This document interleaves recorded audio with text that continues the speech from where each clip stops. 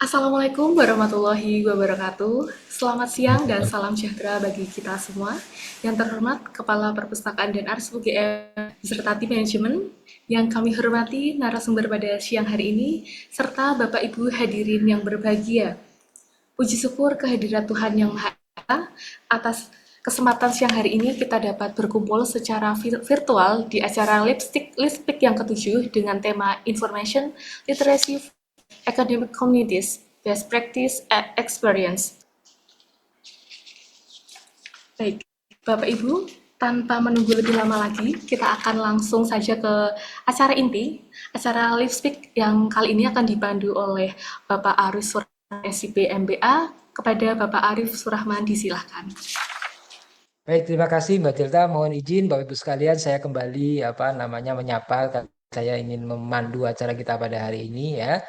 Bukan apa-apa, tapi memang ini saya lagi pengen aja, pengen aja memadui acara kita pada ini. Mungkin nanti ke depan bisa teman-teman yang lain juga. Intinya bahwa hari ini kita sudah hadir ya. Di sini ada Bu Dr. Purwani Istiana SIP MA ya. Beliau ini adalah pustakawan madya di Universitas Gadjah Mada ya. Beliau saat ini juga penanggung jawab di Perpustakaan Fakultas Geografi. Selain itu juga beliau aktif dalam mengelola jurnal di Geografi. Selain itu juga beberapa memberikan materi-materi terkait dengan terutama terkait dengan pengelolaan jurnal ya, kemudian terkait dengan riset juga dan sebagainya. Beliau juga saat ini menjadi wakil ketua dari Forum Perpustakaan Perguruan Tinggi Indonesia, sehingga nanti mungkin sekalian juga bisa menyapa beliau atau ingin berkontak beliau terkait dengan hal lain mungkin juga bisa dilakukan ya. Sangat senang sekali eh, Nina ya, saya panggil Mbak Nina ya. Mbak Nina, selamat siang Mbak Nina. Oke, selamat siang Pak Nah, terima kasih Arief. ya, terima kasih sekali bersedia untuk saya rusui gitu ya untuk bisa hadir di acara kita pada hari ini. Saya kira nanti sharing yang disampaikan Mbak Nina akan sangat membantu teman-teman untuk berbuat sesuatu untuk kita bersama-sama ya. Nah, sebelum itu mohon izin sebelum Mbak Nina menyampaikan pemaparan, saya ingin sedikit menyampaikan hasil survei kecil saya itu terkait dengan literasi informasi yang sudah dilakukan di UGM ya. Ini hanya sedikit gambaran agar ke depan nanti mungkin kita bisa melakukan sesuatu yang lebih baik lagi ke depan ya. Mohon izin saya share sebentar sebelum nanti Mbak Nina mau. Jadi beberapa waktu yang lalu ya eh, sudah terlihat ya. eh, Beberapa waktu yang lalu kami melakukan sedikit survei gitu untuk teman-teman di perpustakaan ya. Jadi ini di seluruh.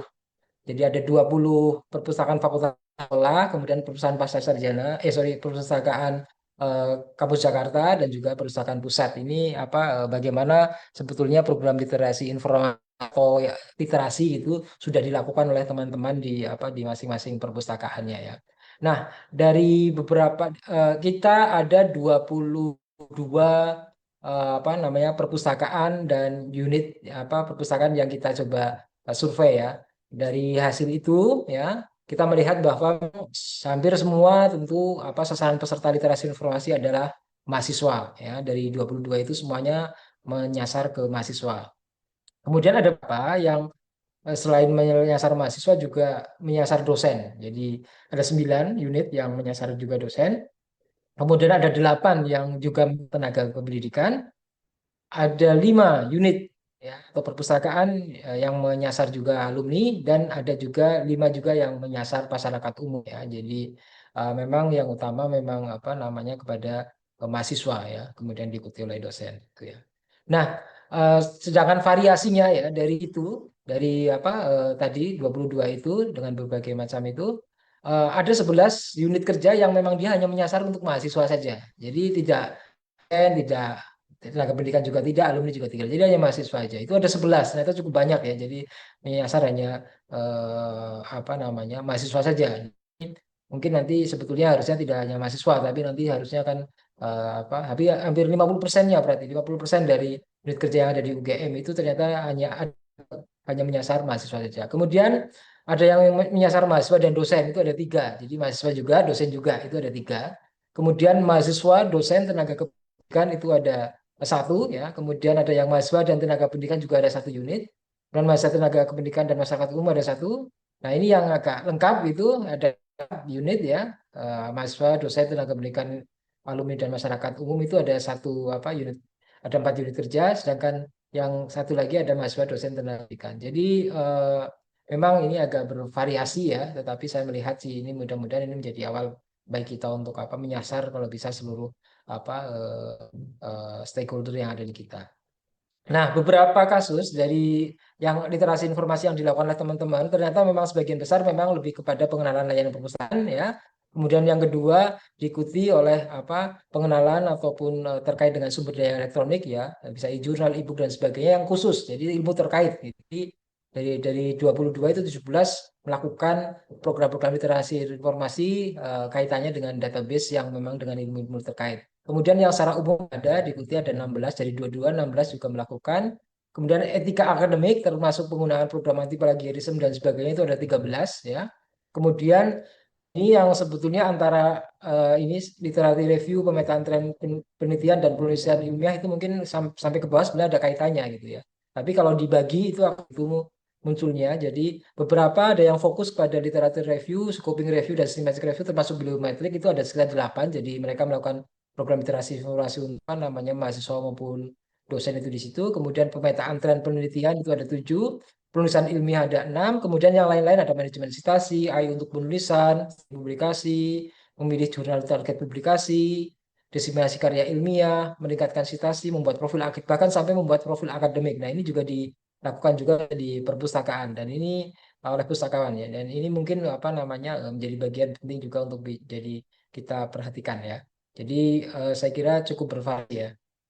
Nah, model yang menarik ini ada modelnya, ada beberapa model yang sudah dilakukan oleh teman-teman dan ternyata banyak yang modelnya konsultasi perseorangan juga ya. Ya ini cukup mengembirakan karena sebenarnya kalau begitu pastinya lebih intens ya kita berinteraksi dengan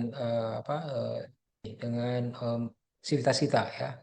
Kemudian kelompok besar ada 13, kemudian di kelompok kecil ya 2 sampai 10 gitu, kemudian kelompok sedang ada 9, kelompok khusus terintegrasi mata kuliah tertentu ada 7 ya. Kemudian kelompok menengah antara 25 sampai 50 orang ini ada sekitar 6 ya. Jadi ini gambarannya.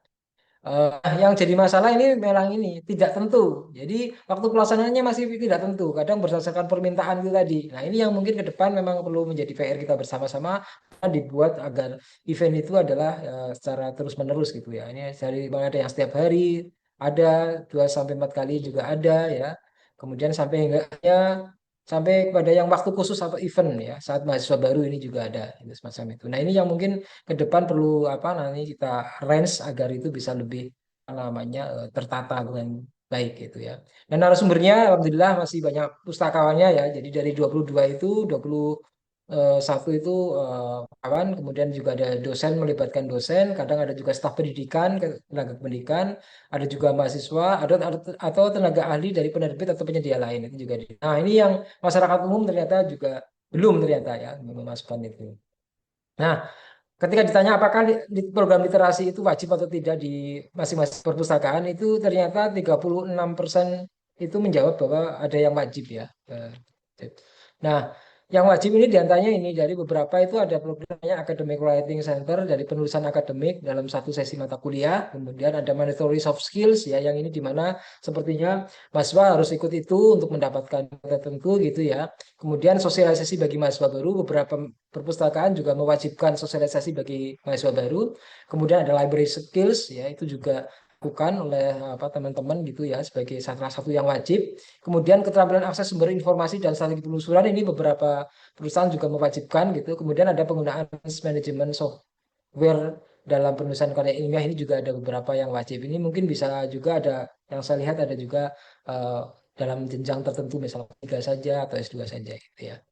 Nah, beberapa tambahan informasi, teman-teman saya lihat juga ada beberapa yang melakukan lebih spesifik ke database tertentu seperti OPIS gitu ya. Kemudian ada yang pelatihan in vivo gitu ya. Kemudian ada yang tidak diprogramkan juga ada. Jadi ya pokoknya kalau ada permintaan datang gitu ya literasinya itu.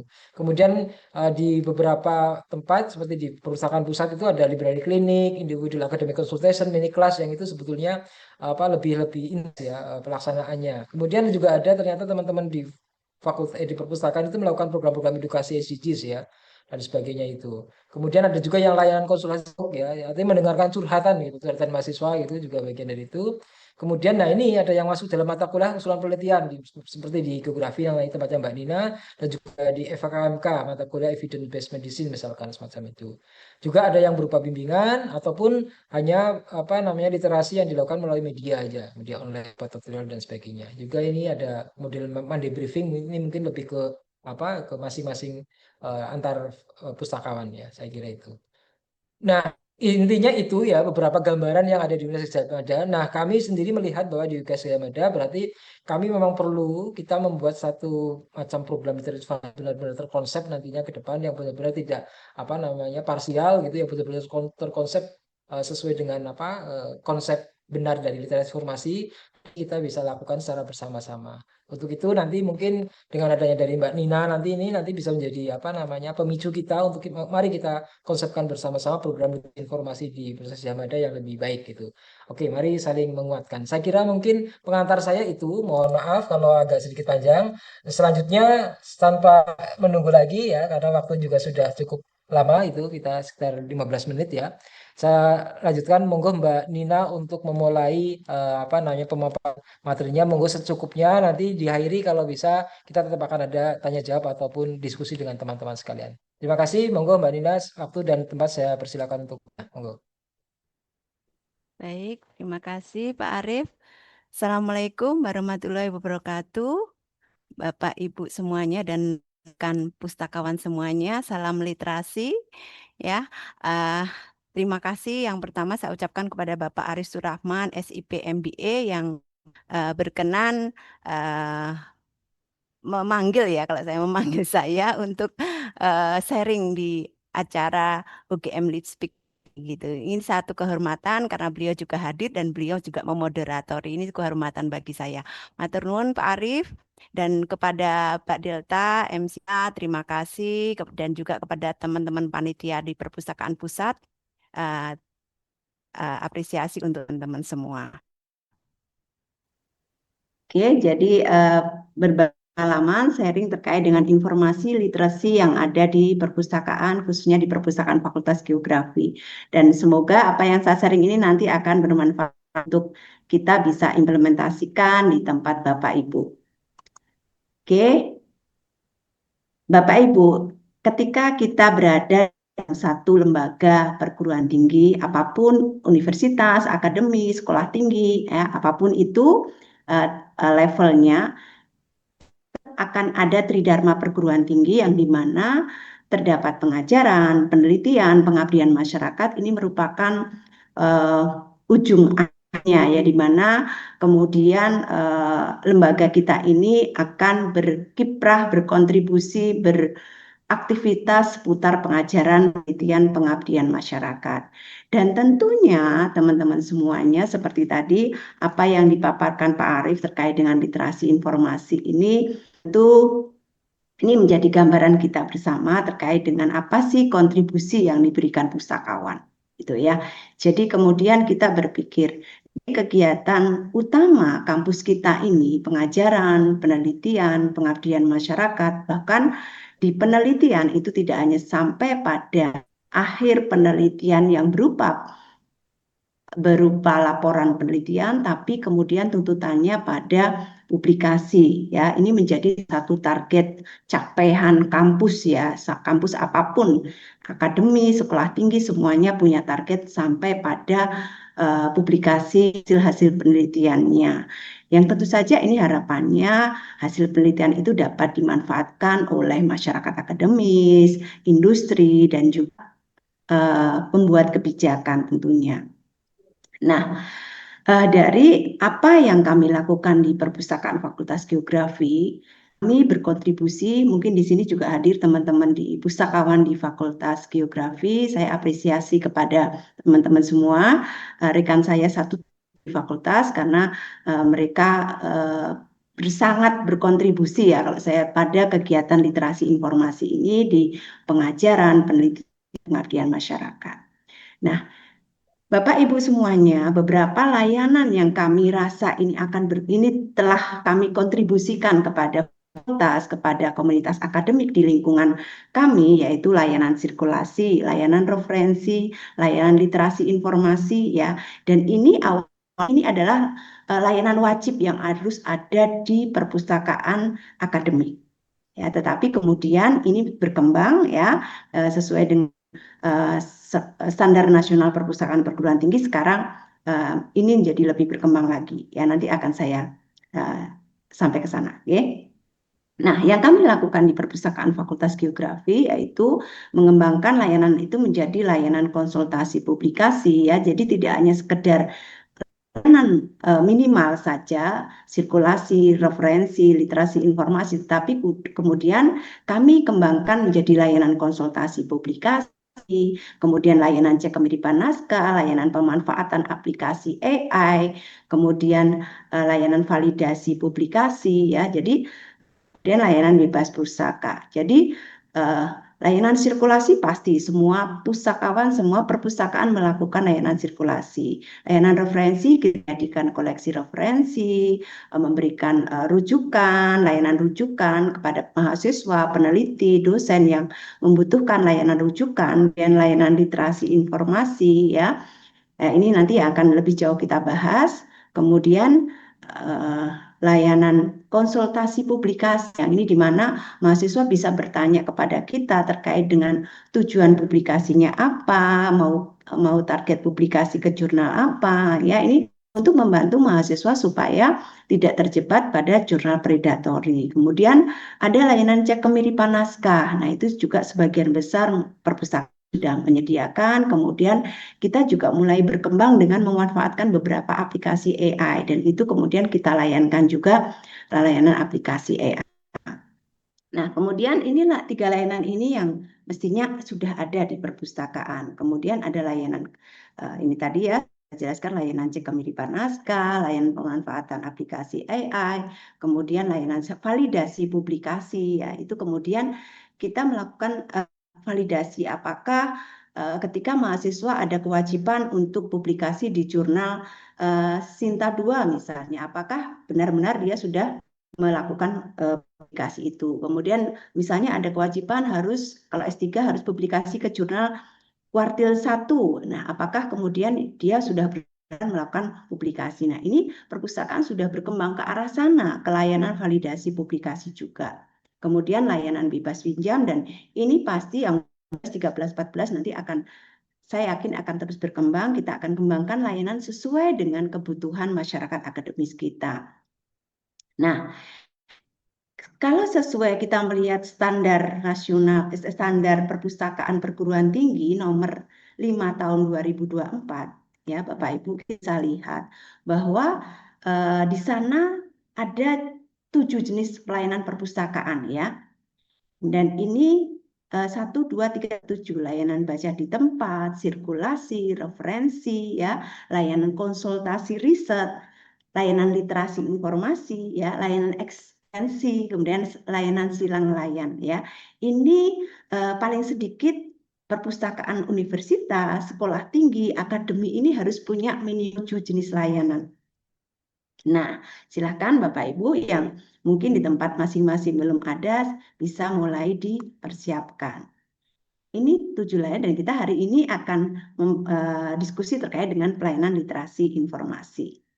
Nah, Pak Arief tadi sudah menunjukkan survei di perpustakaan, lingkungan perpustakaan Universitas Gadjah Mada. Ini saya sedikit memberikan gambaran di tahun 2023, Forum Perpustakaan Perguruan Tinggi telah melakukan survei ya, walaupun tidak semua dan ini mungkin tidak 100% mewakili, tetapi ini menjadi gambaran kita sebenarnya bahwa ada 81 perpustakaan perguruan tinggi dari 15 wilayah di Indonesia yang kita survei dan ternyata menunjukkan bahwa 59 perpustakaan telah menyediakan layanan literasi. Tetapi masih ada 41 perpustakaan perguruan tinggi yang belum menyediakan layanan literasi informasi. Nah, ini tentu saja menjadi PR kita bersama terkait dengan bagaimana semua perpustakaan kemudian mampu menyediakan layanan literasi informasi. Itu. Oke, kemudian ada 15 perpustakaan yang telah lebih jauh menyelenggarakan untuk mendukung riset, penulisan, dan publikasi. Nah, ini tentu saja yang kita harapkan bersama nantinya ke depan. Nah, kemudian kontribusi perpustakaan yang hari ini akan kita bahas dari 1, 2, 3, sampai 7 standar nasional perpustakaan perguruan tinggi tadi. Ya, perpustakaan diharapkan menyediakan layanan literasi informasi. Ya, kenapa literasi informasi, Bapak Ibu? Ya, karena bagaimana kita tahu informasi literasi itu satu kemampuan, ya, bagaimana seseorang kemudian mampu mengetahui kebutuhan informasinya. Bagaimana masyarakat akademis kita itu mampu tahu kebutuhan informasi aku itu apa sih? Ya, mahasiswa kita harus tahu dan punya kemampuan memiliki kemampuan mencari informasi. Kemudian aku kalau cari informasi jurnal Q1 di mana ya? Caranya seperti apa ya? Kemudian kalau cari di Google Scholar itu bagaimana cara saya mengevaluasi informasi supaya bisa saya gunakan untuk riset saya?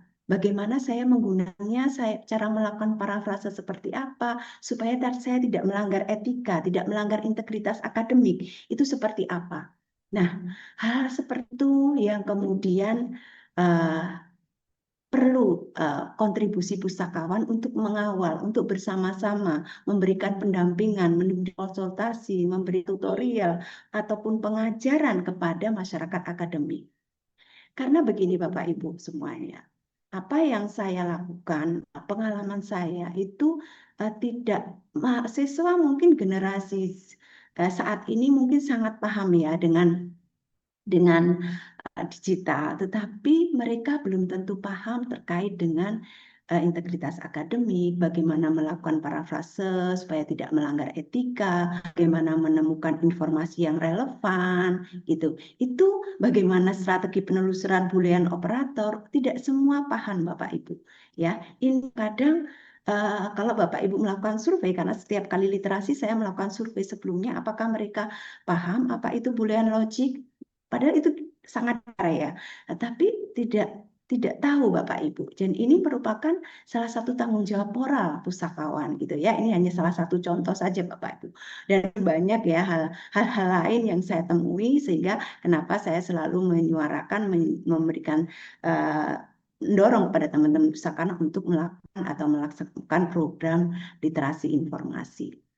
Ya, karena kemudian literasi informasi ini akan memberikan semangat, dorongan melakukan apa ya namanya, kesadaran, membangun kesadaran bahwa bagaimana kita bisa melakukan bahwa penting ya melakukan penelusuran secara baik, benar, menggunakan strategi-strategi sehingga bisa secara efektif waktu dan memudahkan dalam menemukan informasi yang sesuai untuk riset kita. Bagaimana kemudian mereka mampu mengevaluasi informasi, kemudian mampu menggunakan informasi itu secara etis, kemudian dia juga mampu berperan. Kadang mahasiswa nggak yakin, saya bisa publikasi ke jurnal Q1, Q2, bisa nggak ya saya seperti mereka, seperti yang diminta promotor saya atau dosen saya, dan dengan arahan, dengan melalui kegiatan literasi ini mereka akhirnya terbangun, oh ya saya bisa Bu, oh ya saya,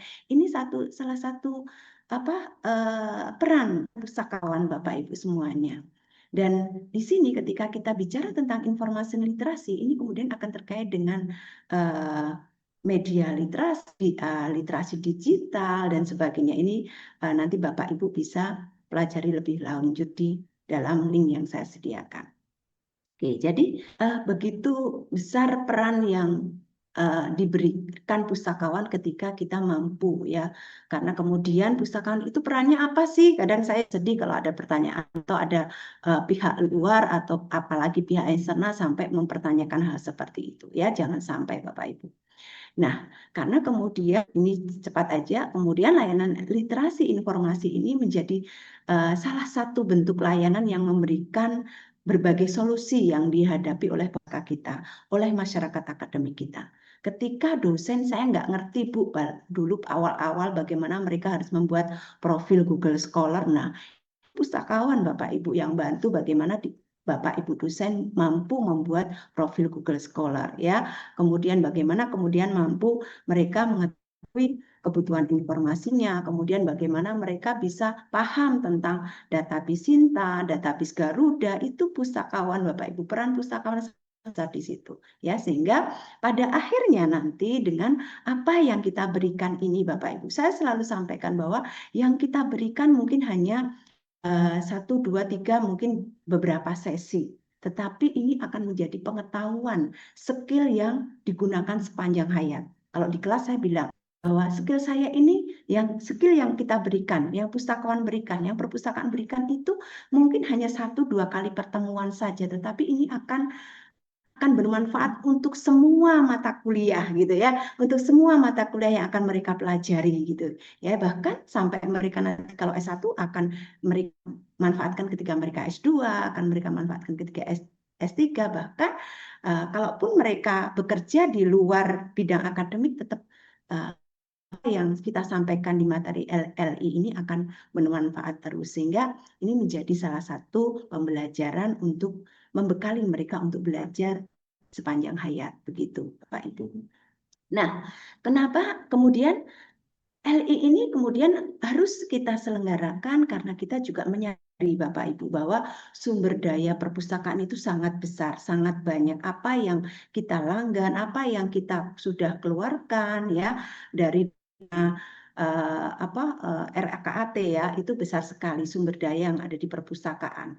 Bagaimana perpustakaan menganggarkan sekian juta, sekian ratus juta, sekian miliar untuk pembelian koleksi-koleksi, dan ini kemudian perlu kita berikan pelatihan bagi mereka menggunakan berbagai sumber daya yang kita sediakan ini. Jangan hanya mereka tahu kok cara menggunakan, belum tentu Bapak Ibu gitu ya. Oke, gitu. Jadi kemudian limpahan informasi. Kalau Bapak Ibu merasa saya nggak melanggan, kampus saya nggak melanggan sumber daya apapun misalnya, tetapi limpahan informasi di luar sana Bapak Ibu itu sangat besar, dan itu literasi informasi untuk mahasiswa kita, komunitas akademik kita ini menjadi semakin penting ya, karena sekarang kita tidak hanya pada membanjirnya informasi, tetapi kemudian juga banyaknya aplikasi AI yang ada. Bagaimana kemudian pustakawan mampu ya mensikapi ini untuk bisa tetap mendampingi mahasiswa, dosen, peneliti, supaya mereka tetap dalam koridor rule di akademik integritas begitu. Kemudian meningkatkan dengan literasi informasi Bapak Ibu, kenapa ini menjadi penting? Kita akan meningkatkan kualitas, mendukung peningkatan kualitas riset dan publikasi mahasiswa, dosen, dan peneliti Bapak Ibu. Ini sudah testimoni-testimoni yang mereka berikan untuk kami ya, ketika setelah mereka juga menyelesaikan studi, sangat melegakan ya, artinya mereka merasakan bagaimana kemudian LI ini memberikan mereka banyak dukungan, memahami banyak hal terkait dengan studi mereka selama mereka belajar di kampus kita gitu ya. Kemudian ini salah satu bentuk ya, kembali lagi tadi saya sampaikan, ini salah satu bentuk dari kontribusi pustakawan untuk kegiatan Tridharma perguruan tinggi Bapak Ibu ya. Oke, jadi ketika kita mampu melakukan, mampu berkontribusi, itu apa peran kita itu akan pernah dipertanyakan Bapak Ibu ya.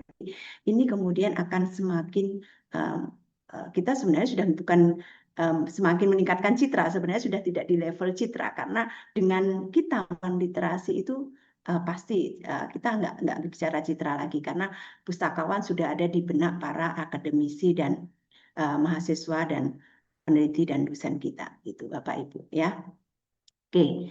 Nah, Bapak Ibu, ketika kita kembali lagi di standar nasional perusahaan perguruan tinggi kita, di situ disebutkan bahwa pengajaran akses sumber-sumber informasi untuk keperluan akademik itu di materi LI. Kemudian penggunaan perangkat kegiatan akademik seperti plagiarism checker, kemudian manajemen sitasi, aplikasi pengolahan pengumpulan data, kemudian aplikasi pemetaan tren dan lainnya. Ini perlu diajarkan di perpustakaan perguruan tinggi. Dan ketika kita melakukan pengajaran ini di standar nasional itu disebutkan itu dalam rangka untuk mendayagunakan informasi untuk menghasilkan karya-karya akademik ya, sehingga tidak melanggar kode etik ya, mampu meningkatkan jumlah publikasi yang berkualitas begitu.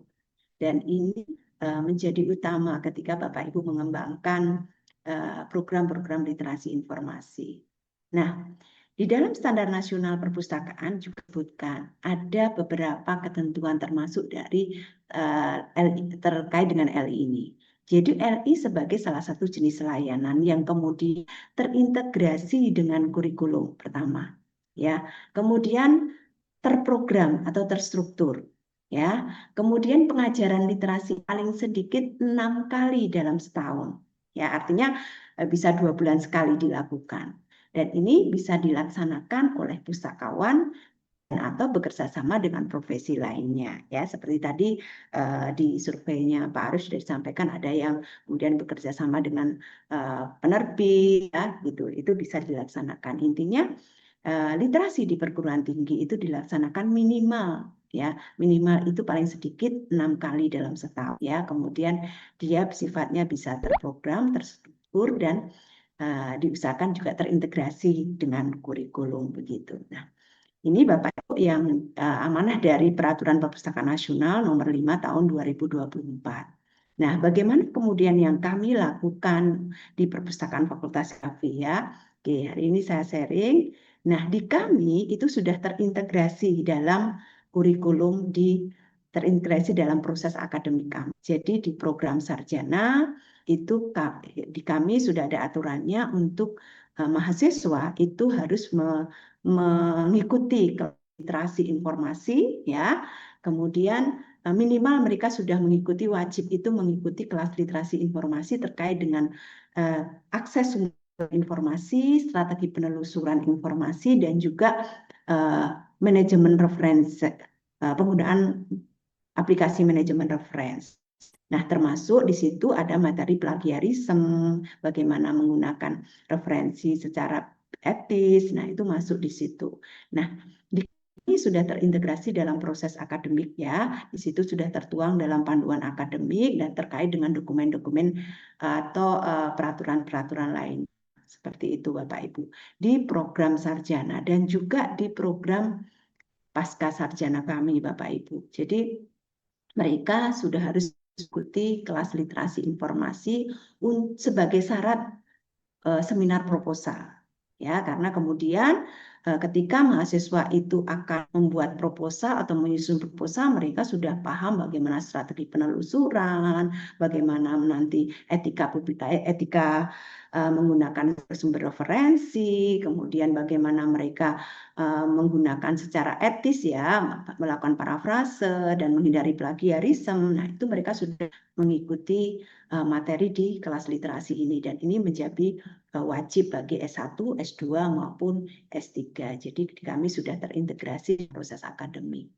Nah, kemudian kami sediakan juga pengajaran LI secara terprogram ya. Jadi waktu pelaksanaannya kami lakukan minimal itu kami laksanakan sebulan 2 kali, dan itu menjadi lebih ketika nanti ada permintaan ya kan. Nah, itu waktunya minimal sebulan 2 kali. Kemudian di luar ini ya, di luar yang wajib tadi ya, di luar yang materi wajib ya. Wajib itu untuk mereka di kelas-kelas wajib, di kelas usulan penelitian. Jadi di kami ada kelas mata kuliah usulan penelitian, itu wajib diikuti oleh mahasiswa pastinya, dan di situ ada materi literasi informasi gitu. Kemudian materi itu dengan instruktur atau narasumber atau pemateri, yaitu kami para pustakawan ini.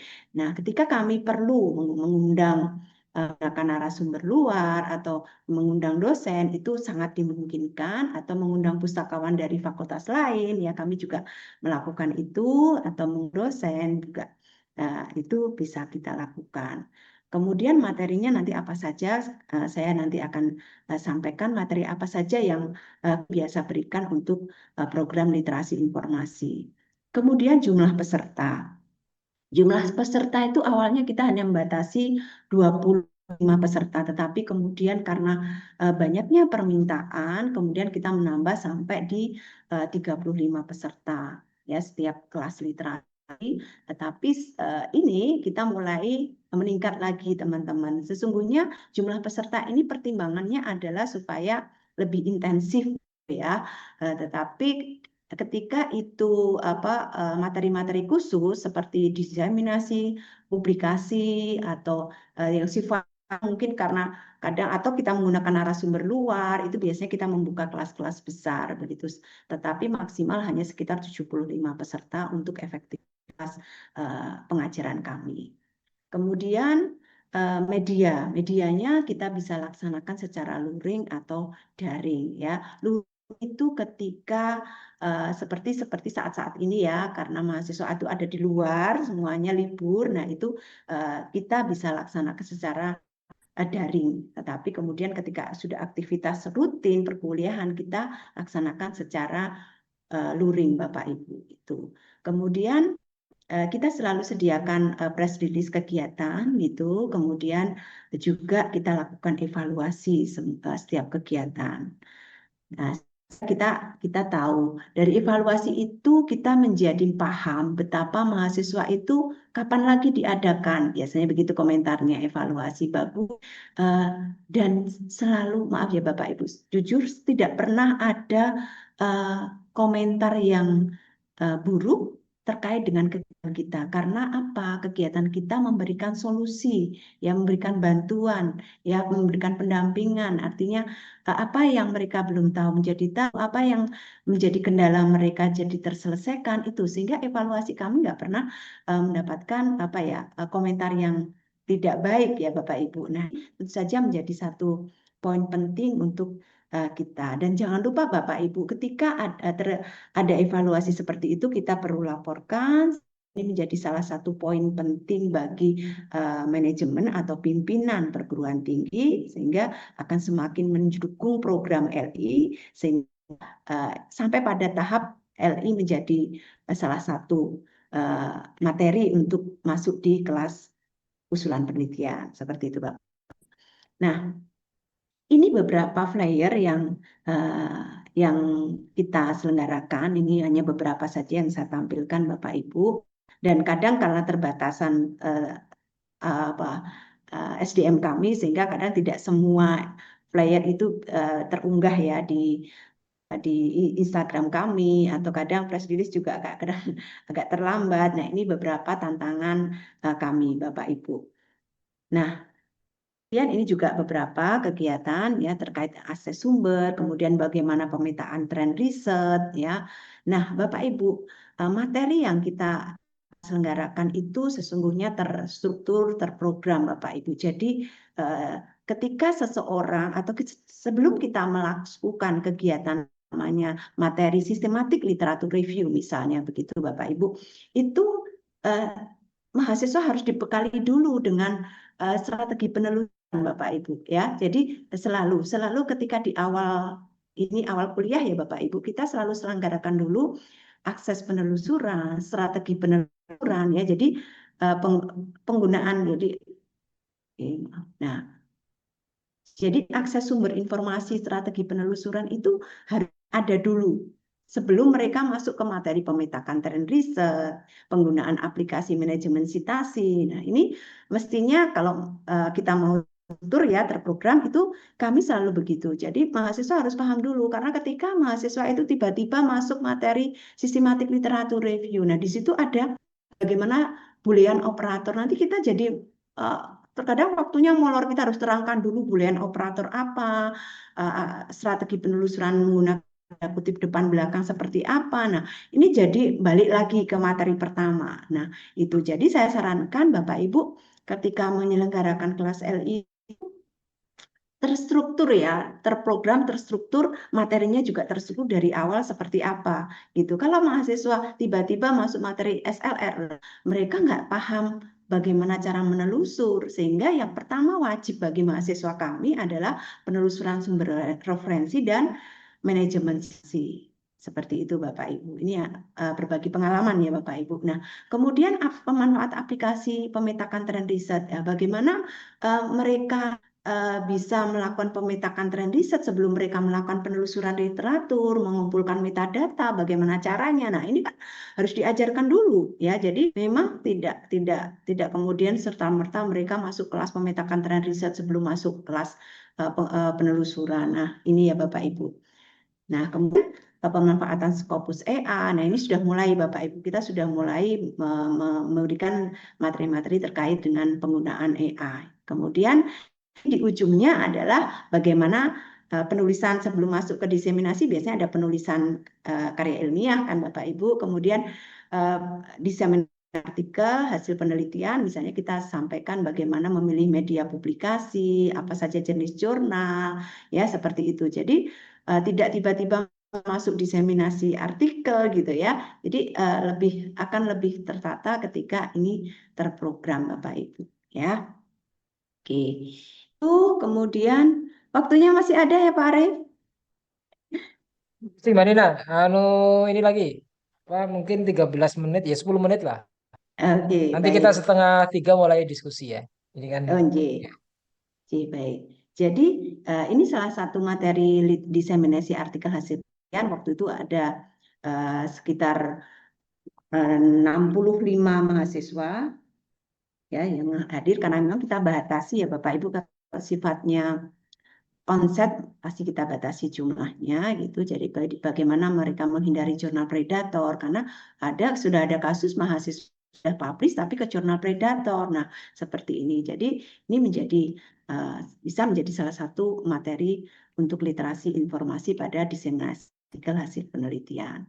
Oke, itu Bapak Ibu, dan ini beberapa materi atau silabi ya yang di literasi informasi di kami Bapak Ibu, dan bisa diadopsi oleh Bapak Ibu semuanya yang hadir, yaitu terkait dengan kebutuhan informasi pastinya yang pertama, kemudian mengenali sumber-sumber informasi, kemudian strategi penelusuran, evaluasi informasi, bagaimana melakukan analisis dan sintesis, kemudian bagaimana menggunakan informasi, ya nanti sebelumnya juga ada manajemen sitasi, plagiarisme. Nah, kemudian baru setelah basic-basic itu nanti masuk di penulisan artikel, kemudian masuk di pemetakan tren penelitian, baru masuk sistematik literatur review, bibliometric analysis, seperti itu Bapak Ibu. Jadi tiba-tiba kita kasih materi bibliometric analysis. Nah, ini loss. Nah, kalau udah loss, mereka hanya bengong aja pas kita sampaikan, kita ajarkan atau kita tutorialkan. Nah, seperti itu. Jadi ini perlu dipahami begitu. Kemudian baru kepada diseminasi karya ilmiah gitu. Jadi nanti sesuai bagaimana nanti Bapak Ibu, ini nanti LI itu seni juga ya, bagaimana kita menyampaikan, bisa dipecah-pecah. Jadi sesungguhnya kalau Bapak Ibu bicara tentang sumber informasi, ini bisa beberapa diselenggarakan, Bapak Ibu bisa pecah. Misalnya kayak di UGM kan ada Scopus, ada WOS, ada Web of Science, ada ProQuest, ada Science Direct gitu. Itu kalau kita mau betul-betul mau membekali semuanya, itu akan muncul beberapa sesi ya materi, dan ini bagi mahasiswa itu mereka senang, ternyata banyak ya sumber informasinya, ternyata kita baru tahu kita banyak sumber yang bisa kita manfaatkan, seperti itu Bapak Ibu. Itu Bapak Ibu, kemudian memilih jurnal target. Jadi ketika bicara tentang diseminasi karya ilmiah gitu ya. Oh ya, penulisan artikel ilmiah biasanya kalau basic bagaimana menulis IMRAT ya, introduction, abstract introduction, metode. Nah, itu bisa mungkin bisa. Tetapi kalau kemudian sampai pada materi khusus, misalnya penulisan artikel untuk khusus bidang geografi, biasanya saya mengundang dosen-dosen untuk ikut berkolaborasi dengan kita untuk materi penulisan artikel begitu, termasuk juga sistematik literatur review itu kita bisa lakukan, tapi kita juga bisa berkolaborasi dengan Bapak Ibu dosen begitu.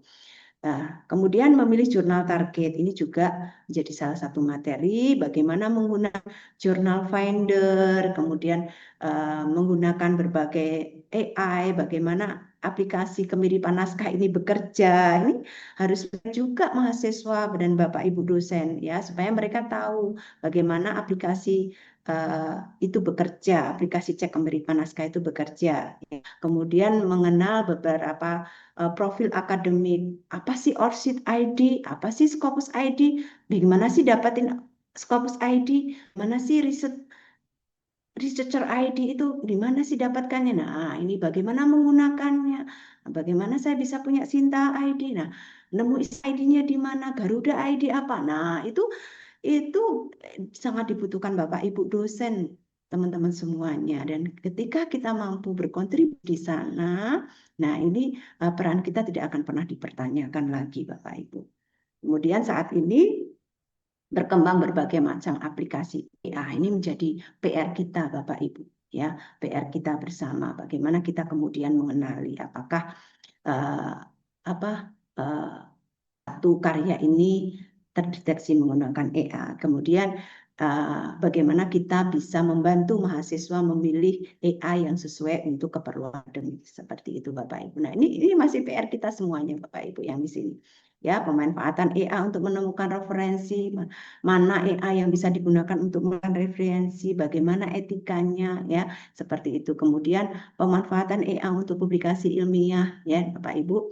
Nah, itu Bapak Ibu. Jadi hal sesungguhnya. Nah, itu 17, 18, 19, 20 dan seterusnya Bapak Ibu nanti bisa isi sendiri sesuai dengan komunitas akademik di tempat Bapak Ibu ya. Oke. Oke, itu kemudian ini beberapa testimoni peserta di kelas literasi ya. Saya belum sempat mengumpulkan yang berikutnya.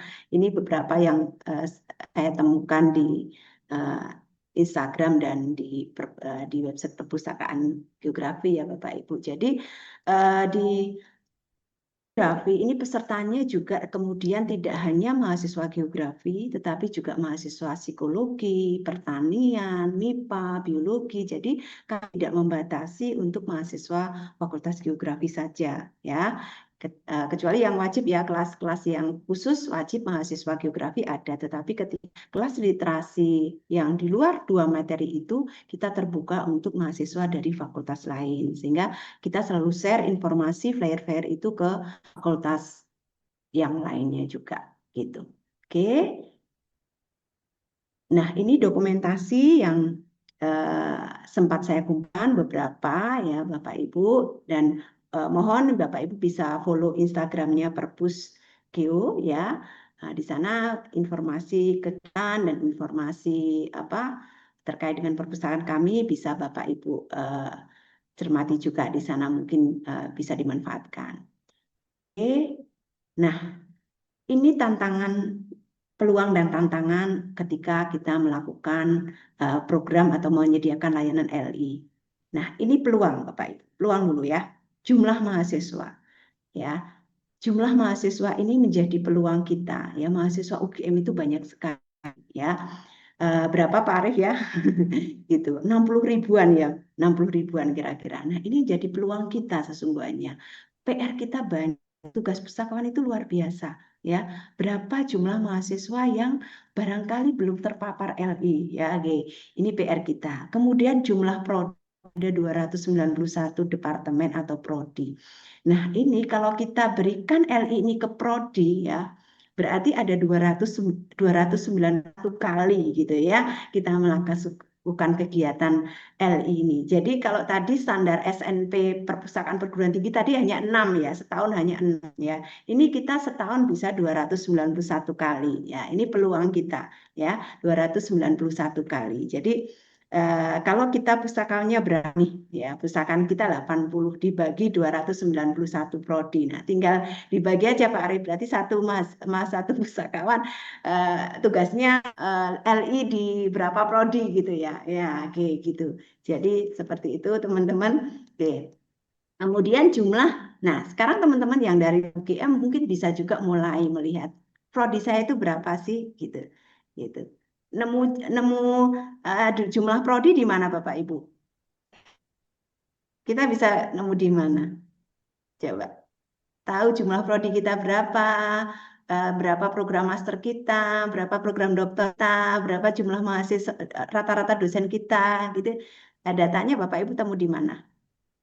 Nah, itu Bapak Ibu bisa, oke? Ya, itu Bapak Ibu bisa lihat di database Sinta Bapak Ibu. Di sana ada berapa jumlah prodi kita gitu. Itu kita bisa lihat dan berapa jumlah program magister, program doktor kita ada berapa gitu ya. Minimal kita mulai berapa program dulu gitu ya. Ini peluang Bapak Ibu. Peluang untuk kita bisa mulai menyelenggarakan program LI ya di kampus-kampus kita ya.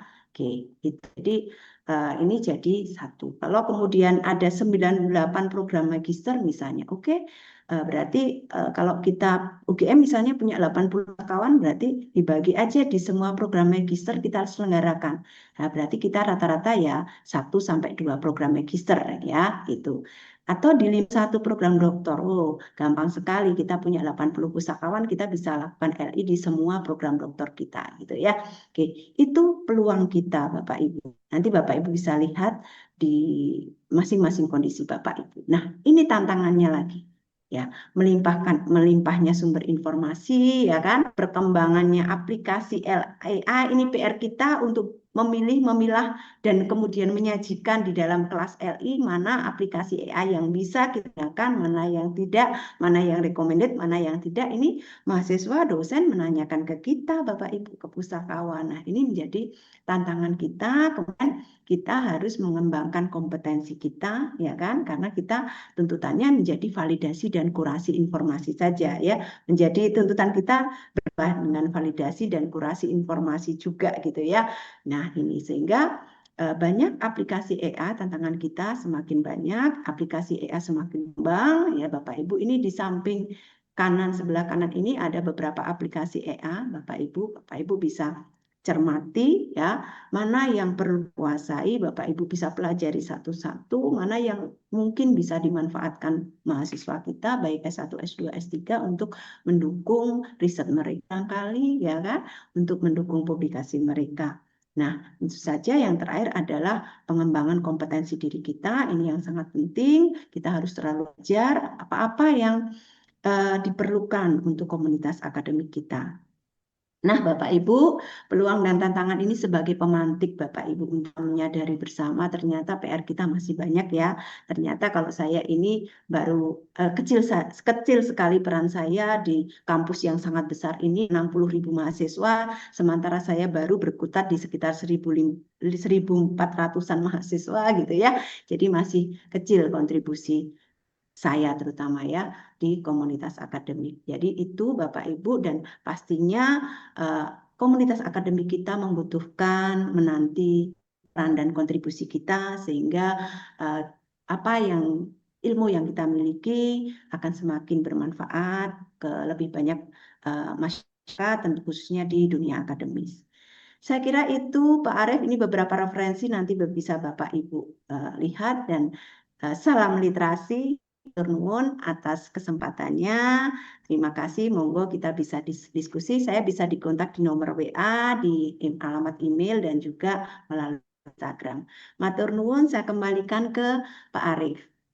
Baik, terima kasih Bu Nina ya. Sangat menarik apa yang sudah disampaikan oleh Bu Nina. Saya ada banyak hal yang sudah kita bisa tangkap. Di antaranya kita punya PR besar memang ya. Yang pertama kita harus ingat ternyata bahwa salah satu kewajiban layanan di perpustakaan perguruan tinggi di antaranya adalah layanan literasi informasi dan konsultasi riset. Ya, dua hal yang mungkin menjadi core kita, yang mestinya jadi core kita, yang mungkin saat mungkin banyak yang belum melakukan gitu ya. Artinya kita menjadi PR besar kita untuk itu ya. Nah, nanti ini dari pengalaman Mbak Bunina ini ada sangat banyak hal yang mungkin sebetulnya bisa kita ambil ya. Tadi saya ada banyak sekali materi-materi yang itu sampai berapa itu tadi 17 berapa itu sampai 20-an gitu ya. Misalkan yang sudah bisa kita kembangkan gitu dari materi-materi informasi yang kita bisa berikan gitu. Itu ya. Terus kemudian juga sepertinya memang perlu dipetakan, perpustakaan perlu bisa memetakan gitu level tertentu ya dari literasi informasi dari dasar sampai kepada mungkin expert gitu ya, sehingga nanti untuk merancang apa namanya struktur programnya itu lebih enak ya ke depan itu. Jangan sampai nanti apa namanya sudah sampai ke bagian advance tapi ternyata pesertanya ternyata masih basic gitu. Tadi sebenarnya ada apa semacam itu. Kemudian kolaborasi dengan Bapak Ibu dosen, jadi jangan merasa bahwa waduh berat banget ya begitu ya. Kalau kita merasa berat itu mungkin sebetulnya kita bisa berkoordinasi dengan Bapak Ibu dosen yang mungkin mereka punya kemampuan lebih dalam hal apa namanya pengetahuan mereka terkait riset dan sebagainya gitu. Jadi tidak ada alasan sebenarnya itu tidak memulai gitu kalau dia dari sampaikan di ini ya. Oke, mungkin itu sebagian besar yang bisa saya apa namanya saya grab dulu ya sebagai bahan kita untuk melakukan diskusi selanjutnya. Ini sudah ada penanya, monggo nanti kalau yang mau resen silakan resen. Tapi sebelum ke yang resen, ini saya akan bacakan dulu ada pertanyaan dari yang pertama dari Bulia di Perpustakaan Pusat UGM. Bu Dr. Nina boleh bertanya, perlukah kita menyusun semacam kurikulum literasi informasi? Itu yang pertama. Kemudian yang kedua, bagaimana cara menarik minat pemustaka untuk ikut kelas literasi informasi? Mungkin itu dulu dijawab dulu Bu Nina. Ada 2 pertanyaan. Baik, terima kasih Pak Arief. Mbak Lia, terima kasih pertanyaannya, bagus sekali, nggih. Yang pertama terkait dengan kurikulum, ya perlu sekali, ya sangat perlu menyusun kurikulum ya saya dan kurikulumnya apa saja ini memang perlu disusun ya dari awal sampai akhir dan seperti saya sampaikan ini akan bermanfaat kita untuk ketika kita memulai seperti ini ya mulai tahun ajaran baru apa materi apa yang pertama kita sampaikan tadi itu basic ya basicnya itu memang perlu jadi semacam kurikulum literasi informasi dari awal sampai akhir ya seperti kita berangkat dari definisi LI tadi, nah itu kita bisa susun dan itu nanti bisa berkembang ya, bisa berkembang sesuai dengan perkembangan zaman seperti sekarang ada mulai AI ya, berarti kita nanti tambahkan di kurikulum seperti itu, ya kita tambahkan. Kemudian bagaimana cara menarik pemustaka untuk ikut kelas LI ya, oke,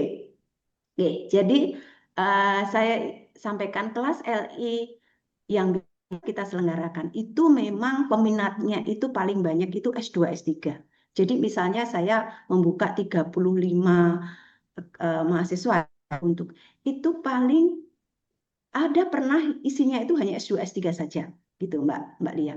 Kemudian S1 paling 1 orang nyelip itu, tetapi didominasi oleh mahasiswa S2 S3. Karena apa? Karena ini kebutuhan, ya kan? Karena kalau mahasiswa kan penulisan riset itu kan sudah kebutuhan bagaimana saya mahasiswa S3 itu rata-rata awal S2 S3 itu diminta cari literatur. Nah, mereka cari di mana? Nah, itu mesti mereka ke perpustakaan. Nah, ini kita tangkap. Ini peluang ini kita ya, memang kita tugas kita LI. Nah, itu yang pertama Mbak Lia. Jadi kita bagaimana menarik minat ya. Nah, karena S1 ini jarang, itu saya sampaikan ke Bapak pimpinan di sini ya, S1 itu jarang. Karena S1 itu kalau ya belum kesadarannya itu belum ada ya. Nah, ketika S1 ini mulai jadi wajib tadi ya masuk kelas. Jadi sebelum menjadi wajib itu kan kita sudah lama kita masuk di kelasnya usulan penelitian ya. Usulan penelitian awalnya masuk di materi Metopen, tapi kalau Metopen kan sudah di semester 5. Nah, ini sekarang kita maju lagi supaya mahasiswa lebih paham di awal sehingga masuk di usulan penelitian. Nah, S1 itu minatnya kurang. Itu karena mereka nggak merasa butuh ya, mungkin cukup dengan dosen sehingga ini harus dipaksa.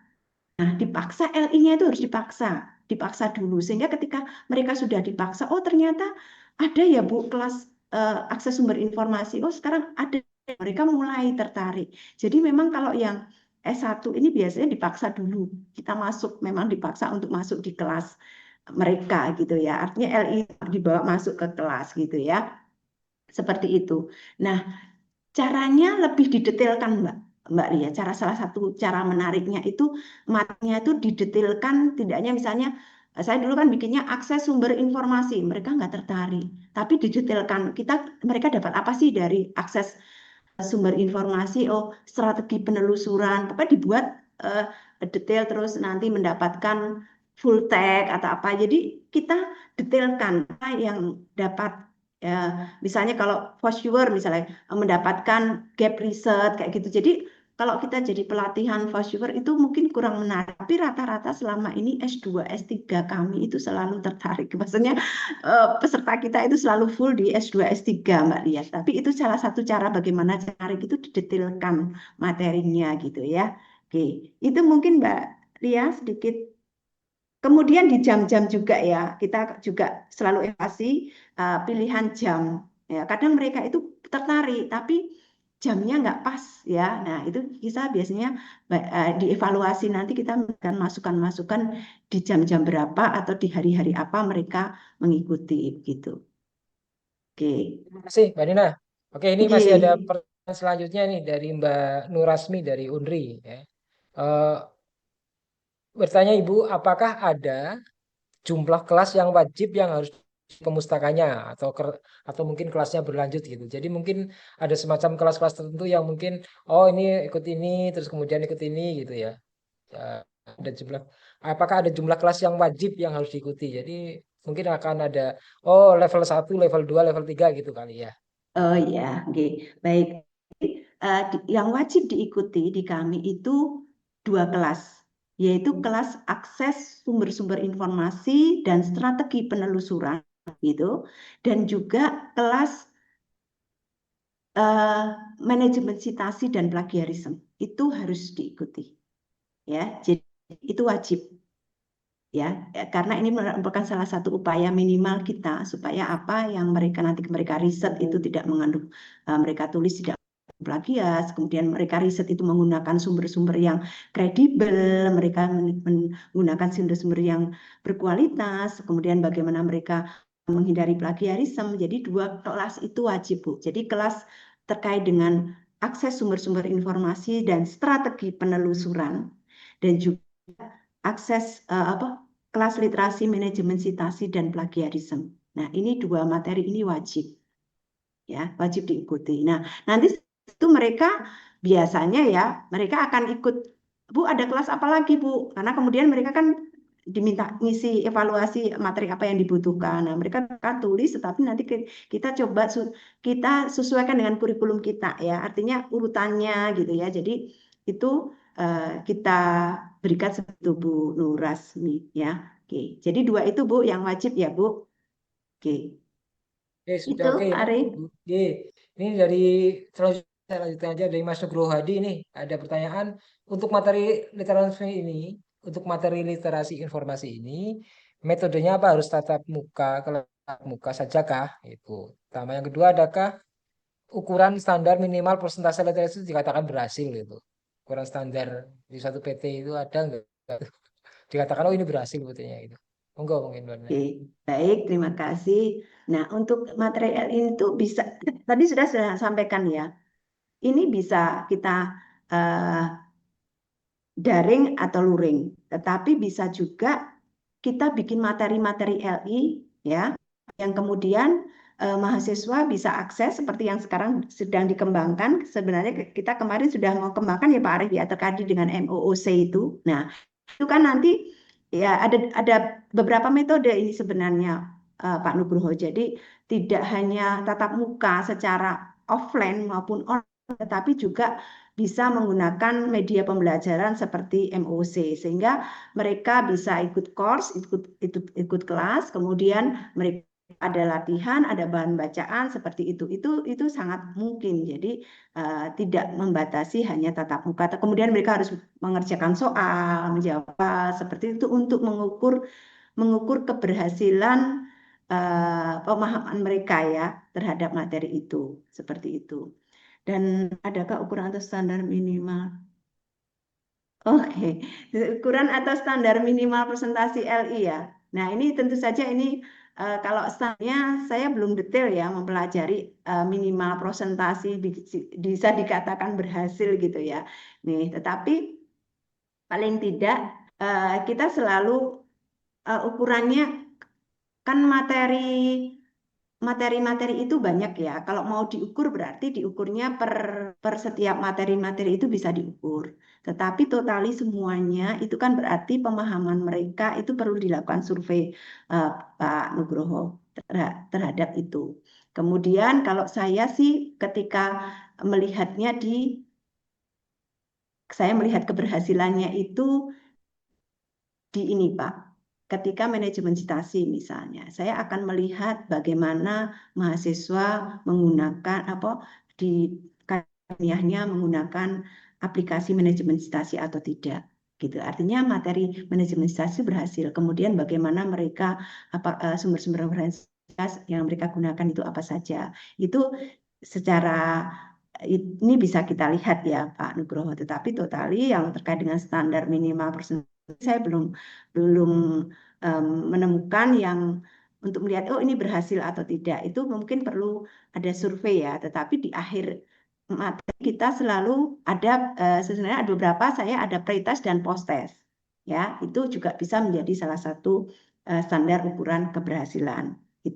Itu Pak Nugroho semoga menjawab. Terima kasih Mbak Nina.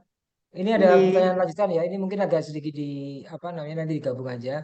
Ini materi apa saja yang perlu disampaikan? Tadi sebetulnya yang silabi itu juga menggambarkan Iya. sebetulnya materi apa saja. Nanti mungkin bisa di spill sedikit gitu lagi gitu ya. Materi apa saja yang akan disampaikan dalam kegiatan literasi informasi bagi pemustaka itu yang pertama ya. Ini nanti tak lanjutkan sebentar, nah. Mumpung ini ada kaitannya. Kemudian ini standar untuk menentukan tingkat sampai advance dan seterusnya mengenai kemampuan literasi informasi itu seperti apa. Dan juga menentukan materi program disesuaikan dengan tingkat tersebut seperti apa. Jadi ini maksudnya nanti ketika ini memang layaknya di level basic itu Mbak Nina mungkin punya pengalaman dalam menentukan itu seperti apa level-levelnya. Di samping materi tadi kan ada materi hubungannya nanti dengan level basic dan sebagainya itu tadi. Basic, Ya. advance dan sebagainya. Monggo Mbak Nina. Oke. Oke, terima kasih Pak Dari Mbak Tamrin Anissa Hasan dan juga Pak dan Tamrin. Nggih. Dari mana ini? Rio juga dari mana ini satunya? Monggo, monggo. Nggih. Nggih, baik Pak Tamrin dan Mbak Anissa ya terkait dengan materi tadi beberapa sudah saya sampaikan ya. Jadi kan sesungguhnya kan LI ini adalah kemampuan seseorang untuk mengetahui kebutuhan informasinya, tahu kebutuhan informasinya, kemudian tahu bagaimana menemukan dan di mana menemukan informasi yang dia butuhkan, kemudian bagaimana mengevaluasi informasi yang berdapat, bagaimana kemudian dia eh, menggunakan informasi itu secara etis, kemudian bagaimana mereka mampu mendiseminasikan informasi atau diseminasi itu kaitannya dengan berkontribusi atau ikut andil pada kegiatan atau komunitas ilmiah baik melalui dia jurnal maupun melalui conference begitu ya. Jadi itu sehingga materi-materi yang terkait itu Pak Tamrin itu kita sampaikan, kita bisa berikan itu di materi kegiatan LI. Ya, misalnya bagaimana menemukan sumber-sumber informasi ya, otomatis materi sumber-sumber informasi itu apa saja gitu ya, database kita apa saja sih gitu. Uh, uh, Sumber informasi misalnya dari Google Scholar atau dari Semantic Scholar atau dari kalau dari luar ya atau Indonesia One Shot atau database yang ada di perpustakaan atau sumber koleksi yang kita langgeng kita punya itu kita berikan termasuk strategi penelusurannya misalnya dan itu sampai pada tadi sampai bagaimana dia menggunakan informasi itu secara etis apa saja supaya tidak terhindar dari plagiarisme Pak gitu diberikan gitu kemudian database apa yang bisa dimanfaatkan untuk membantu penulisan atau beberapa tools misalnya aplikasi cek kemiripan naskah nah itu juga diberikan termasuk bagaimana menemukan jurnal untuk publikasi nah kayak gitu seperti itu Pak jadi kita mendampingi mahasiswa mengalihkan pengajaran LI terkait dengan materi-materi terkait itu dan itu nanti berkembang ya sekarang dengan AI ya materi-materi AI juga diberikan seperti itu. Nah, itu materinya. Nah, kemudian nanti di slide saya ada Pak. Nanti slide saya berikan ke panitia dan nanti akan dibagi ke Bapak Ibu. Boleh dibagi ke Bapak Ibu. Oke, kemudian standar untuk menentukan ini tingkat basic atau advance. Nah, ini Bu. Jadi Mbak Anissa selama ini yang saya lakukan ya yang saya lakukan di geografi dan menurut ini praktis banget untuk bisa diadopsi oleh teman-teman yang hari ini hadir, 364 hadir. Jadi kita mulai dari penelusuran, misalnya standar untuk tingkat advance. Memang kemudian kalau ini menjadi basic terkait penelusuran sumber informasi, strategi penelusuran dan plagiarisme itu menurut saya ini basic. Ya, menurut saya basic. Lebih jauhnya secara secara literatur ini nanti ada beberapa sumber di database Scopus terkait dengan LI dan juga database-nya atau di sumber AC sumber informasi asosiasi perpustakaan akademik ya, nanti di sana ada Mbak Anissa ya. Tapi ini berdasarkan pengalaman saya untuk basic itu ini ya, sumber informasi dia tahu, dia cara menggunakannya ini basic harus LI basic harus. Tapi kemudian seperti strategi penelusuran, Boolean logic itu kan basic. Nah, tapi banyak mahasiswa yang nggak paham, Mbak. Ya, jadi ketika kita sudah masuk belajar tentang systematic literature review, nggak paham Boolean logic, wah, nggak bisa ini, Mbak. Jadi saya berdasarkan ini aja ya, Mbak. Apa-apa yang saya temui sekarang, pengalaman saya sekarang sejak 2004 ya, 21 tahun bersama mahasiswa di kelas L ini, Mbak, itu kalau kita kemudian belajar tentang systematic review, for sure, tapi mereka nggak paham Boolean logic, itu menjadi ada yang nanti ngulang lagi gitu. Sehingga memang idealnya, ini PR kita bersama, memang idealnya kita menentukan dulu ketika mereka belum pernah ikut kelas yang ini, yang basic ini nggak boleh ikut kelas yang ini. Itu ya kalau mau sesuai ini ya Mbak ya, supaya flow-nya itu mulus gitu ya materinya. Jadi kan beberapa kali saya sering balik lagi ke Boolean logic yang ada beberapa 1-2 orang yang nggak paham Boolean operator ketika kita ngomongin tentang for sure trend research gitu ya. Nah, ini yang kemudian memang perlu bersama-sama duduk untuk melihat, kemudian tidak memperbolehkan mahasiswa yang masuk kelas yang kemudian masuk di situ sebelum mereka ke yang basic itu. Nah, ini bisa kita lakukan ketika kita pakai standar atau kita pakai dia misalnya MOOC.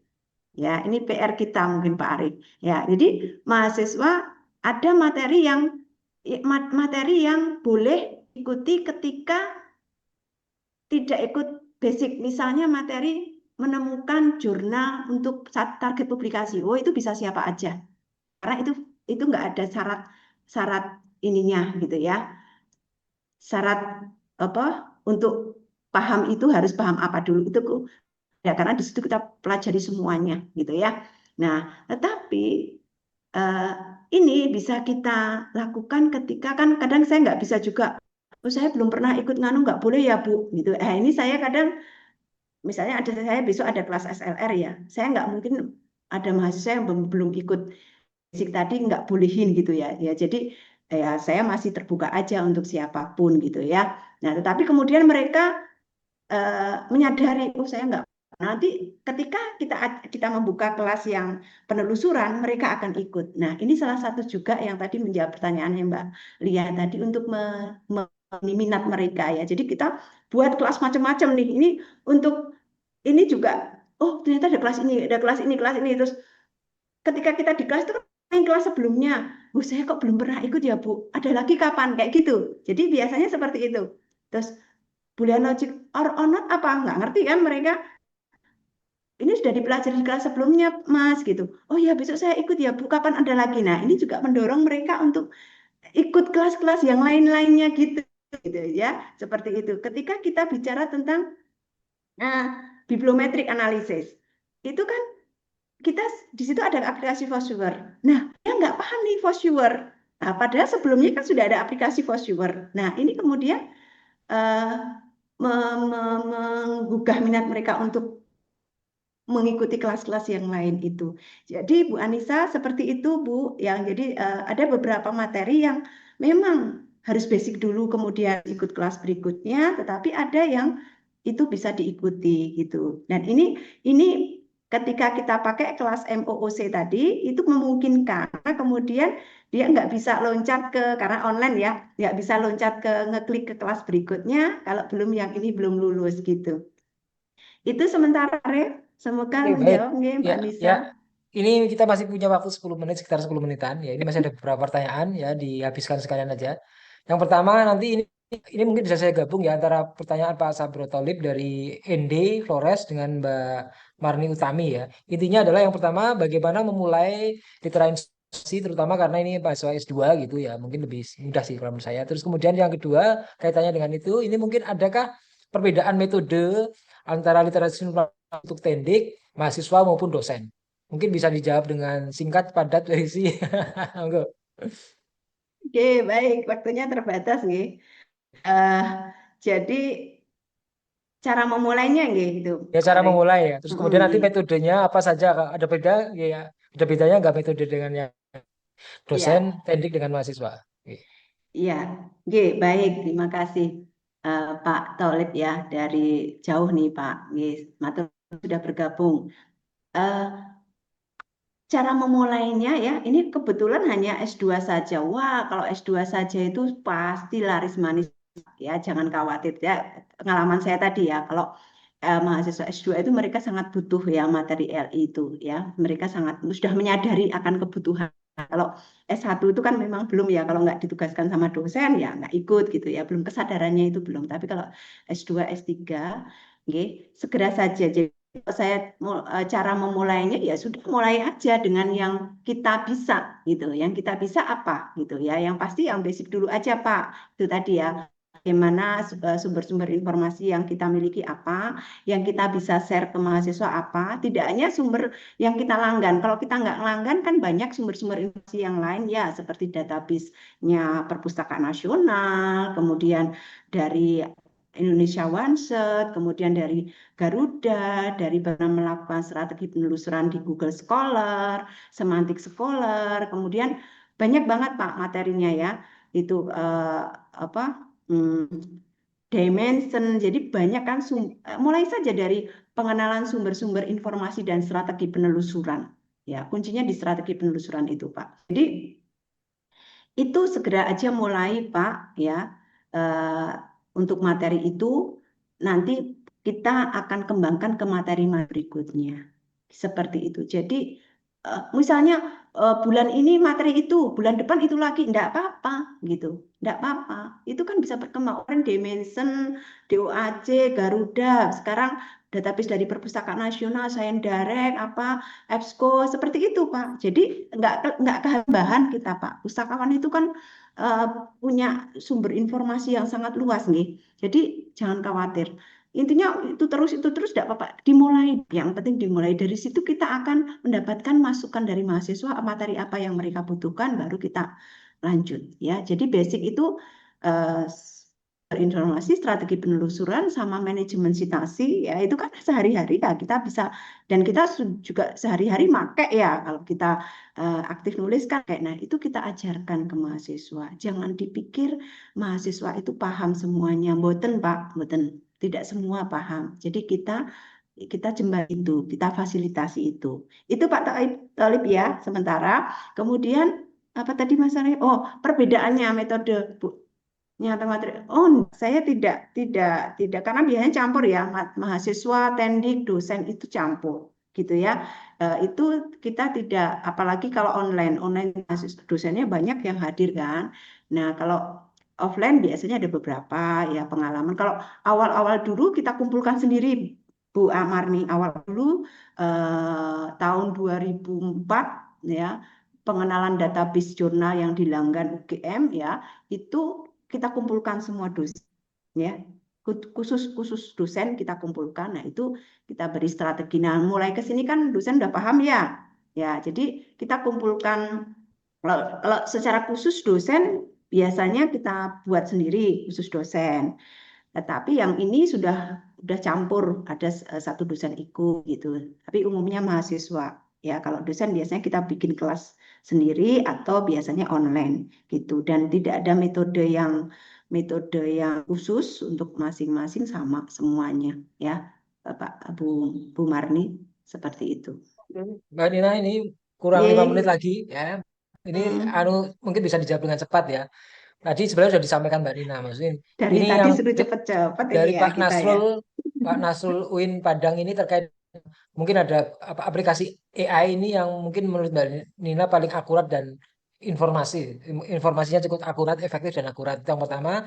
Yang kedua ini dari Pak Muhammad Muzaki ya mungkin ya.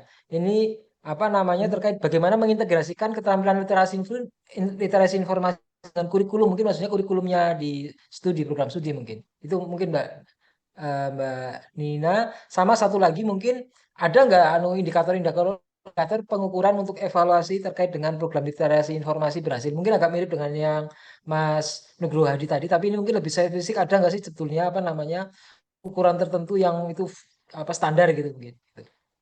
Itu 3 hal itu Iya, Mbak Nina. iya, ya, baik Mbak. Saya jawab yang terakhir dulu nih Mbak Orisa. Kasih Mbak Orisa hadir. Oke, jadi saya belum nemu ya Mbak Orisa indikator pengukuran dan untuk melihat program ini berhasil atau tidak. Tetapi yang tadi saya sampaikan tadi sebenarnya sudah ada pertanyaan sejenis ini ya di atas ya. Itu tadi saya melihat outputnya mahasiswa saya itu seperti apa gitu ya. Jadi outputnya melihat mahasiswa sama dengan interview ya, interview sampel dengan beberapa mahasiswa itu saya lakukan. Kemudian dengan melihat hasil, terutama kalau di paper mahasiswa ya, apakah mereka bisa menggunakan outputnya, menggunakan manajemen citasi dengan baik, itu karena saya bisa memasukkan program itu, kami perpustakaan itu bisa memasukkan program itu karena juga menunjukkan outputnya mahasiswa nih loh seperti ini. Mahasiswa itu tidak menggunakan citasi dengan baik. Jadi bagaimana ada yang hanya di daftar pustaka tapi body tag tidak ada. Seperti itu Mbak Orisa. Jadi saya sampel mengevaluasi apakah ini berhasil itu beberapa saya lakukan dengan cara seperti itu. Karena saya nemu secara ini ya bagaimana melihat kalau survei kita sudah lakukan dan berdasarkan testimoni mereka paham. Nah, seperti itu. Tapi detail indikator pengukurannya saya belum mempelajari secara lebih lanjut Mbak Orisa. Itu Mbak Arisa ya. Oke, kemudian setelah menjawab, kemudian tadi kembali ke pertanyaan Pak Nasrul tadi ya, terkait dengan kecerdasan buatan AI. Banyak Nasrul nih ya, beberapa aplikasi AI ya. Jadi memang kalau AI ini menurut saya kembali kepada human kita. Ya, jadi ini kan hanya tools ya Pak Nasrul ya, hanya tools. Kalau saya bilang AI yang efektif dan informasinya akurat, itu saya jujur yang selama ini saya pakai Scopus AI, karena Scopus AI itu kan dasarnya memang eh, apa sumbernya jelas ya, artikel-artikel jurnal yang terikopus dan mereka menjawabnya dengan sumber yang dari database Scopus ya, yang notabene itu sudah melalui proses review dan sudah jurnalnya sudah dominan kredibel ya pasti di database Scopus. Nah, Scopus AI ini menggunakan sumber data itu, membatasi data itu sehingga beberapa saya sangat intens menggunakan Scopus AI, Pak. Kalau untuk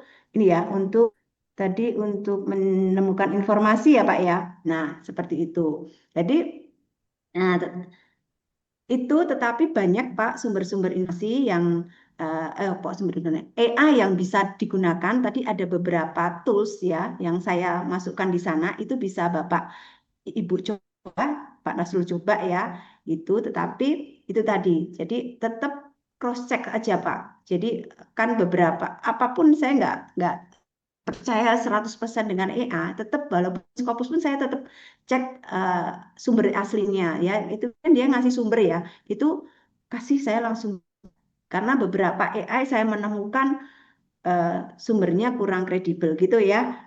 Jadi nanti bisa dicoba beberapa AI yang saya cantumkan di slide ya Pak Nasrul. Kemudian dan AI itu pokoknya saya selalu nggak percaya ya, nggak percaya. Biasanya selalu kita itu tadi validasi dan kurasi itu ada di kita, ya seperti itu. Tidak serta merta kita gunakan, kita percaya. Kemudian mengintegrasikan ke dalam kurikulum. Oke, ini jalan panjang Pak Muzaka untuk sampai pada dia terintegrasi. Ya, ini butuh keterbukaan, butuh kolaborasi, butuh komunikasi dengan para pimpinan pengambil kebijakan. Ya, bagaimana kemudian mempercayai bahwa LI ini penting pada dunia akademis dan wajib diketahui mahasiswa. Strategi penelusuran itu wajib diketahui mahasiswa. Kalau mahasiswa nggak ngerti ini itu, waduh berat ini, gitu ya. Nah itu harus bisa dikomunikasikan ke para pengambil kebijakan di kampus sehingga akan keluarlah kebijakan-kebijakan itu untuk masuk dalam materi kurikulum di materi kurikulum akademis. Gitu Pak. Jadi kalau bagaimana cara mengintegrasikan ini nanti cerita panjang dari tahun 2004 sampai sampai 2024 ini Pak, bisa cerita saya Pak. Oke, gitu ya Pak, singkatnya seperti itu. Baik, terima kasih Mbak Nina, Oke. kayaknya karena waktu udah habis nih ya, menarik sekali apa yang sudah Oke. disampaikan Mbak Nina. Ya, teman-teman mohon maaf kalau ada yang belum bisa terjawab ya untuk apa namanya pertanyaannya, tetapi saya kira secara garis besar Mbak Nina tadi sudah menyampaikan banyak sekali hal ya terkait dengan literasi informasi yang harus dilakukan oleh teman-teman pustakawan saya kira ya. Memang kita harus mulai teman-teman dari sekecil apapun gitu, tetapi yang memang perlu kita lakukan adalah pustakawan sendiri harus banyak belajar terkait dengan apa yang mau apa namanya sampaikan kepada pesertanya atau pemustakanya gitu ya, sehingga mau nggak mau memang apa namanya pustakawan itu harus menjadi contoh untuk belajar sepanjang hayat gitu, jadi harus belajar terus gitu karena memang apa namanya teknologi pengetahuan dan sebagainya kan berkembang terus ya. Nah itu yang mungkin ada beberapa yang bisa saya sampaikan ya terkait dengan apa yang disampaikan Mbak Dina, tetapi ada banyak ruang bagi teman-teman pustakawan sebetulnya untuk melakukan kegiatan-kegiatan yang hubungannya dengan literasi informasi, dan ini saya kira dengan kekayaan apa namanya resources yang ada di masing-masing perpustakaan itu sebetulnya semuanya bisa menjadi bahan kita untuk memberikan literasi informasi kepada apa mahasiswa maupun Bapak Ibu dosen. Dan yang jelas ketika kita mempunyai kemampuan lebih terhadap literasi informasi tahun, pasti kepercayaan dari Bapak Ibu dosen maupun pengelola universitas atau perguruan tinggi itu akan menjadi timbul ya. Tapi kalau kita tidak bisa menunjukkan apa yang kita mampu, maka lambat laun mereka juga semakin tidak percaya dengan kita. Itu yang mungkin harus kita perjuangkan bersama-sama. Saya kira mungkin itu saja dari saya ya. Mohon maaf apabila saya menghantarkan kita pada hari ini kurang berkenan atau hal-hal yang apa ada hal-hal yang kurang berkenan, saya mohon maaf.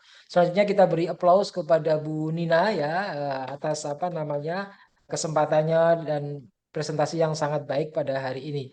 Sekali lagi terima kasih Mbak Nina atas apa namanya atas sharingnya pada kami semuanya. Selanjutnya waktu saya berikan ke Mbak Delta. Monggo Mbak Delta. Iya, baik Pak Arif. Baik, Bapak Ibu, untuk link presensi dapat diunduh di ugm.id/. Dan untuk link presensi kami tunggu pengisian sampai dengan pukul 5 sore. Baik, Bapak Ibu yang berbahagia, kini telah kita sampai di penghujung acara. Kita tutup acara pada sore hari ini dengan ucapan rasa syukur. Semoga ilmu yang kita dapatkan hari ini bisa membawa berkah dan bermanfaat bagi kita semua. Kami juga mengucapkan terima kasih kepada Bapak Ibu hadirin yang telah antusias mengikuti acara dari awal hingga akhir. Selanjutnya kami mohon bila maaf ada yang kurang berkenan selama penyelenggaraan acara pada sore hari ini. Baik, saya Lila Ira mengucapkan selamat sore, terima kasih atas kunjungannya dan sampai jumpa dalam acara Lipspeak selanjutnya. Waalaikumsalam warahmatullahi wabarakatuh. Waalaikumsalam warahmatullahi Monggo silakan wabarakatuh. teman-teman itu presensinya dan juga evaluasinya diisi ya. Mungkin ditunggu sebentar, jangan dulu untuk apa Zoom-nya biar mereka untuk catat itu apa namanya alamatnya. Terima kasih sekali ya Mbak Nina, Oke. teman-teman.